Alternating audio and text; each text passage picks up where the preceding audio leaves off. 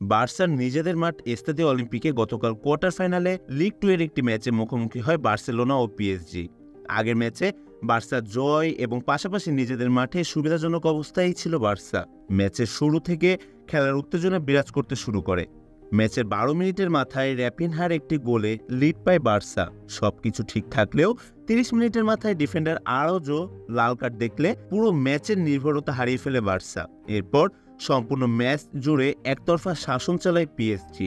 বিরতির আগে ডেমবেলের 40 মিনিটের অসাধারণ একটি গোলে খেলায় সমতায় আসে। আগে বার্সাতে থাকা ডেমবেলে গতকাল বার্সারই কাল হয়ে দাঁড়ায়। বিরতির পর বার্সা কোচ জাভির উত্তেজনাময় কর্মকাণ্ডের কারণে লাল কার্ড দেখে মাঠের বাইরে যেতে বাধ্য করা হয়। বিরতির পর ছন্দপতন হয় বার্সার। 54 মিনিটে ভিতিনহার ডিবক্সের বাইরে থেকে নেওয়া শট থেকে অসাধারণ একটি গোলের দেখা পায় পিএসজি, যেই গোল দ্বারা অনেকাংশেই ম্যাচের ফলাফল নিশ্চিত করে ফেলে। তবে সবার নজর কেড়ে 61 ও 89 মিনিটে এমবাপ্পের জোড়া গোলে 4-1 গোলে জয় তুলে নেয় পিএসজি। এদিন বার্সার সমর্থকরা হতাশা নিয়ে মাঠ ছাড়লেও অবিশ্বাস্য ম্যাচটির ফলাফল উন্মাদ করে তুলেছে পিএসজি সমর্থকদের।